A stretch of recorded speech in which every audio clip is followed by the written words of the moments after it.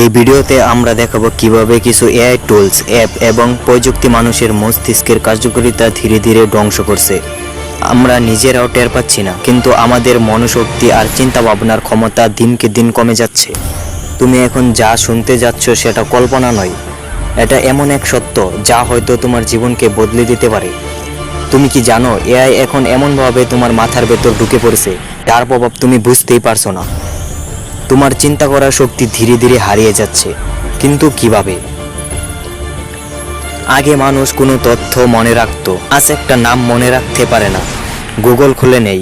আমরা জিপিএস ছাড়া রাস্তায় বের হতে ভয় পাই, ক্যালকুলেটর ছাড়া হিসাব করতে পারি না, এমনকি চ্যাট জিপিটি ছাড়া এখন অনেকে নিজের শব্দেও কিছু লেখাও ভুলে গেছে। তাই আমাদের অতিরিক্ত সহজ জীবন দিচ্ছে, আর এটাই আমাদের ব্রেনকে অলস করে দিচ্ছে। কিন্তু এই অলসতা সাময়িক নয়, এটা ভয়াবহ। হার্ভার্ডের গবেষণায় দেখা গেছে, যখন মানুষ বারবার এআই নির্ভর টুল ব্যবহার করে তাদের নিউরাল পাথওয়ে দুর্বল হয়ে পড়ে। মানে তুমি যত কম ব্রেনের চিন্তা করার রাস্তায় ততটাই বন্ধ হয়ে যাচ্ছে। যে কোনো কাজে একসময় নিজে নিজে চিন্তা করার ক্ষমতা একবারে হারিয়ে যাবে। শুধু মেমোরি লস না, এটা একটা ডিজিটাল ডিপেন্ডেন্ট ডিসঅর্ডার। একটা রিপোর্টে দেখা গেছে অনেক মানুষ এখন চ্যাট জিপিটি, এআই নিউজ বট বা এআই অ্যাডভাইসারের কথা সত্য ধরে নিচ্ছে, কোনো যাচাই না করেই।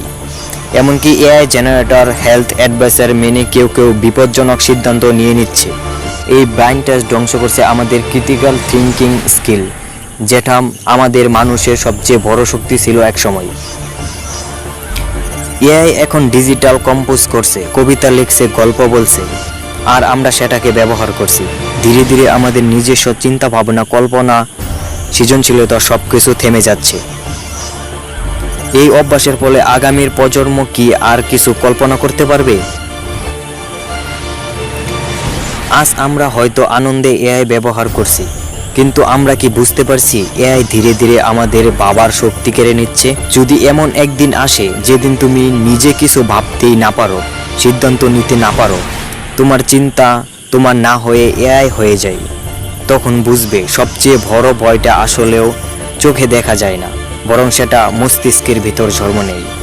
তুমি কি ভাবো এআই আমাদের ব্রেন ধ্বংস করছে? তোমার মতামত কমেন্টে জানাও। এই ভিডিওটা যদি তোমার মনে ভয় বা প্রশ্ন তৈরি করে, তাহলে একবার হলেও শেয়ার করো তোমার কাছের মানুষের সাথে।